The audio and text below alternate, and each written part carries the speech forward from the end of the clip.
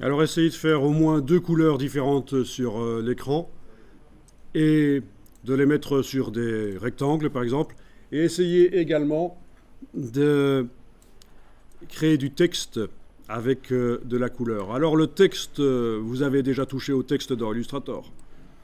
Donc vous savez qu'il y a avec l'outil texte 2 manières de faire du texte dans Illustrator. Soit je fais un cliquer-glisser, ça fait un rectangle dans lequel on tape des lignes de texte.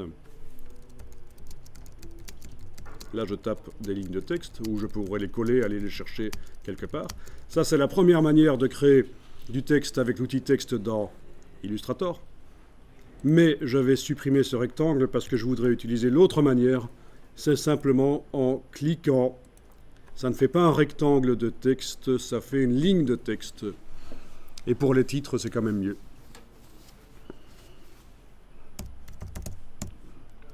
Voilà, premier texte. Je vais en faire un deuxième. Je reviens sur la flèche noire pour indiquer que j'ai terminé le travail là-dessus. Puis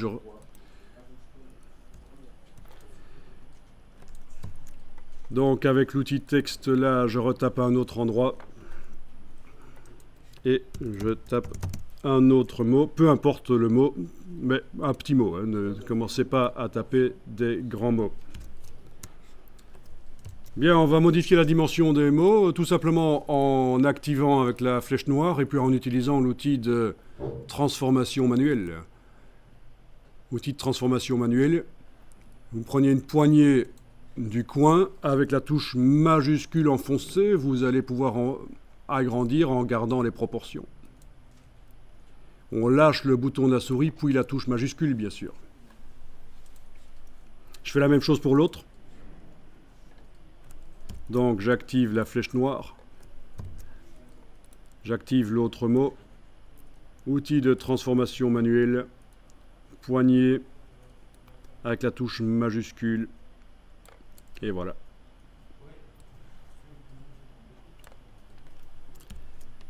Et donc, comme couleur de fond pour le texte, je vais utiliser les couleurs que j'ai utilisées déjà pour les rectangles. Donc, il faut bien que la case de fond soit en avant-plan dans la palette des outils, bien entendu. Sinon, vous allez modifier la couleur du contour.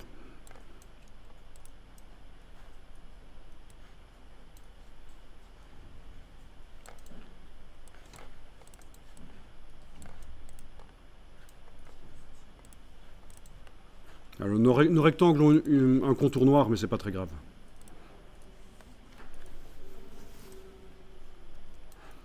Alors, vous allez sauvegarder le document dans un dossier que vous allez créer spécialement pour aujourd'hui. Pour les travaux qu'on va faire aujourd'hui, vous créez un dossier sur le bureau, par exemple, et vous enregistrez vos documents dedans.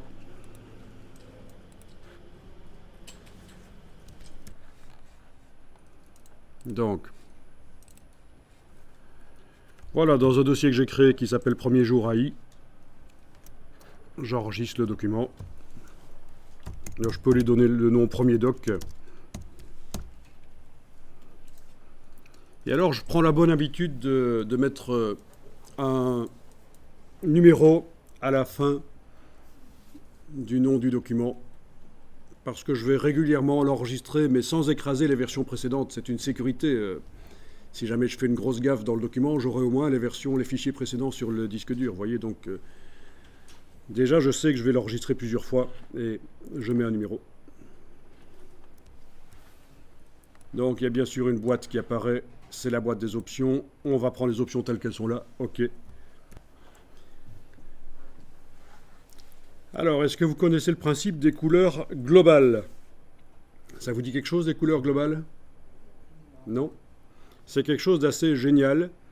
Ça vous permet de modifier les couleurs d'une illustration sans aller devoir sélectionner les objets, simplement en modifiant la couleur utilisée par ces objets, la couleur dans le nuancier.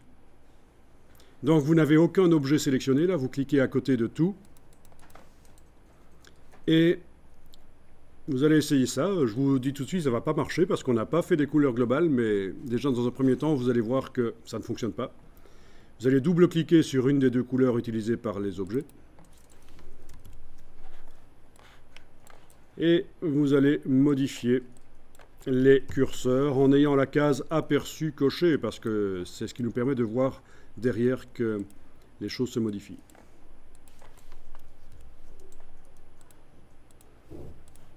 Bon, vous voyez que ça ne change rien, hein, parce qu'en fait, il n'y a pas de lien entre la couleur du nuancier et les objets.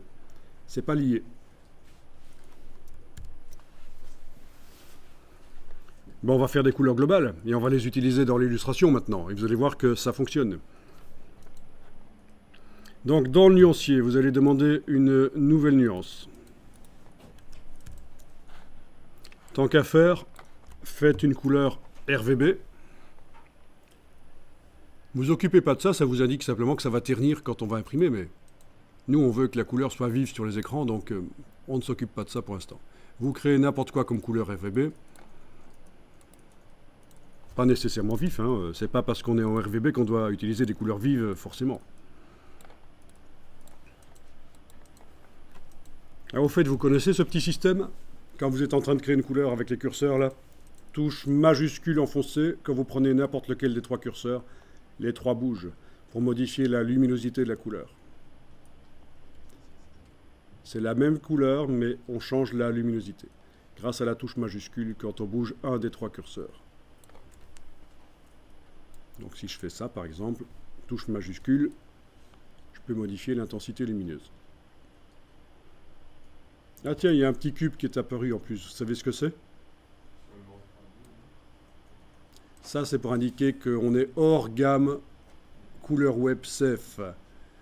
Mais c'est un vieux truc, les couleurs web safe, ça date des années 90, on s'en occupe plus en fait. Voilà. Donc, vous créez une couleur, mais attention, il va falloir cocher l'option globale. Bon, si vous avez déjà cliqué sur OK, vous avez oublié de cocher global, vous double-cliquez sur la couleur et vous enclenchez global. Et là, vous voyez que par rapport aux autres couleurs, il y a quelque chose en plus. Il y a un petit, oui, un petit coin blanc, un petit triangle là, voilà, blanc sur le coin. Ce qui indique que c'est une couleur globale. Par rapport aux autres, elle est différente. J'en vais en créer une nouvelle nuance aussi, allez-y. Toujours avec l'option globale. OK. Et voilà, nous avons donc deux nuances de couleur globale.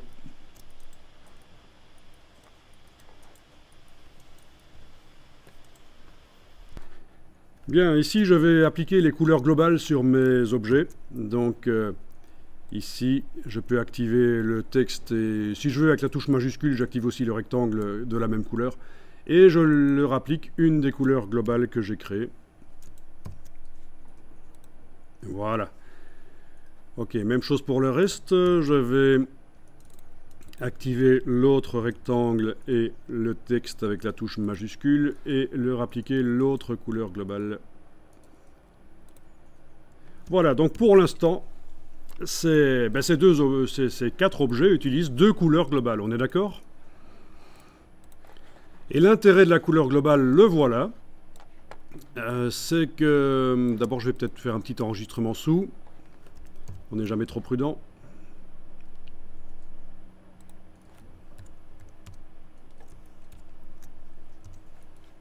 Voilà. L'intérêt de la couleur globale, c'est que vous allez pouvoir modifier les couleurs, les télécommander au départ du nuancier. Donc vous cliquez à côté de tout, rien n'est sélectionné, et vous allez double-cliquer sur une des deux couleurs globales que vous voulez modifier. Donc. Et on refait ce qu'on avait essayé de faire tout à l'heure mais qui ne marchait pas. Vous cochez la case aperçue et vous bougez les curseurs. Et là ça marche. Donc il faut bien imaginer que vous pourriez avoir 10, 20, 50 objets qui utilisent la même couleur dans votre illustration. Vous allez pouvoir modifier la couleur de ces 50 objets d'un coup grâce à ce système. Je double-clique sur l'autre couleur globale, je coche la case aperçue, je modifie. Ça c'est très pratique pour faire des recherches. Ça veut dire que quand vous créez une illustration, vous n'êtes pas obligé dès le départ d'avoir tip-top les bonnes couleurs. vous mettez des couleurs globales, vous savez que par la suite, vous allez pouvoir double-cliquer dans le nuancier et obtenir des modifications rapides de toute l'illustration. Ça fonctionne aussi comme ça dans InDesign. Vous pouvez avoir toute une mise en page, 200 pages de mise en page où vous avez mis certaines couleurs sur des fonds colorés, des titres. Eh bien, vous allez pouvoir tout modifier par le nuancier sans devoir aller sélectionner les objets un par un. Ok, donc le principe c'est ça. Je vous remonte rapidement, je fais un nouveau document, je fais des objets.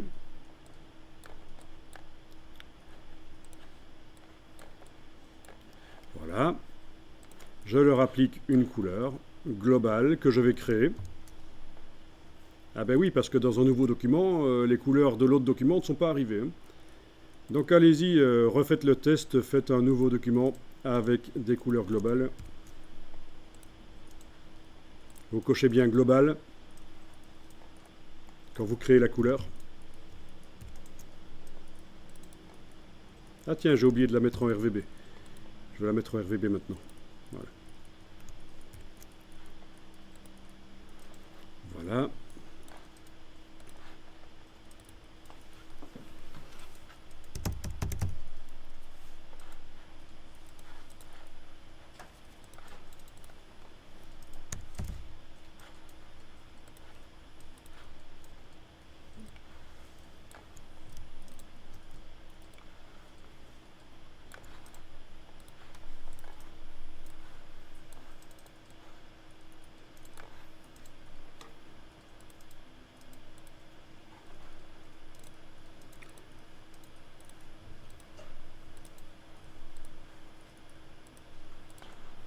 Voilà. Donc, ici, j'ai fait juste quelques objets avec seulement 2 couleurs globales, en n'ayant aucun objet sélectionné, en double-cliquant. Je vais pouvoir aller modifier rapidement la couleur des objets, donc faire des tests pour mon illustration.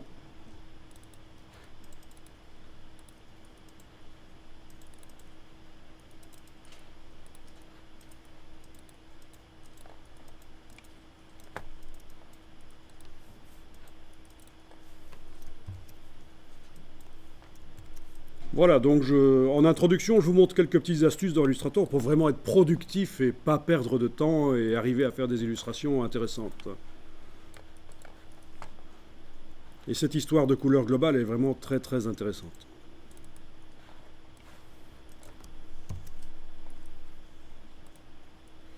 Ah oui, il me remet en CMJN à chaque fois en fait. Eh ben oui, parce que mon document est CMJN. Oui, j'ai oublié de le faire passer en RVB, mais je peux le faire maintenant. Hein. Menu fichier, mode colorimétrique du document, couleur RVB. Voilà. Mais oui, on travaille sur un document CMJN. Donc là, d'office, les couleurs sont RVB, il n'y a pas de problème.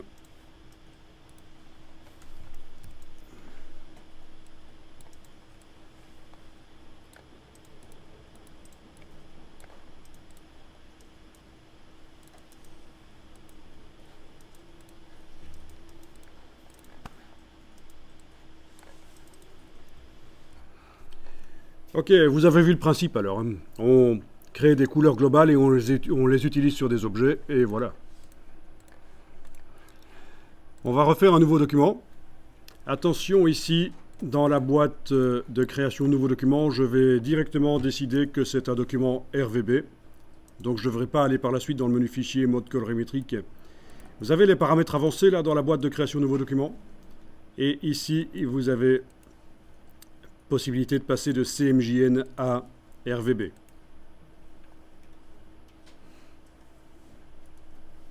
Donc il faut déployer les paramètres avancés et ici à la place de CMJN il faut mettre RVB. Alors il vous met un petit point d'exclamation.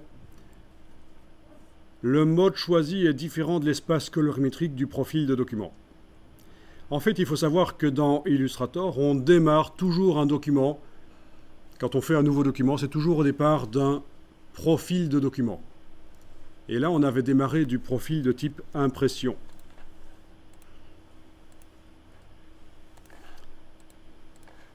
quand vous faites un nouveau document.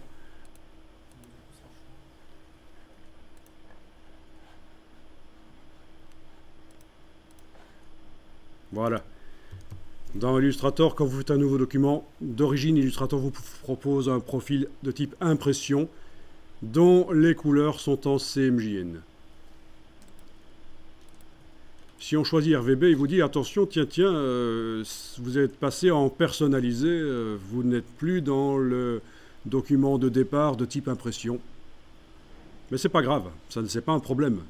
C'est juste un avertissement qu'on s'est éloigné du profil de document de départ, mais ça ne veut pas dire qu'il y a un problème technique.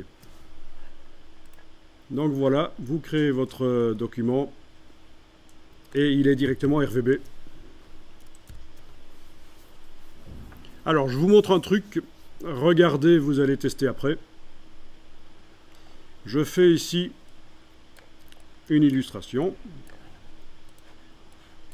en utilisant des couleurs, ça peut être des couleurs du nuancier, oui, ou d'autres couleurs que je crée.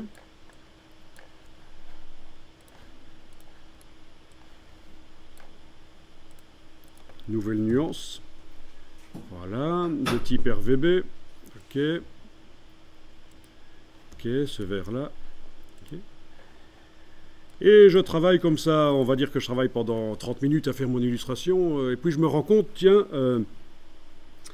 j'ai oublié d'utiliser les couleurs globales.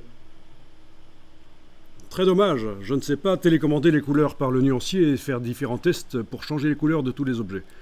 Mais regardez ceci.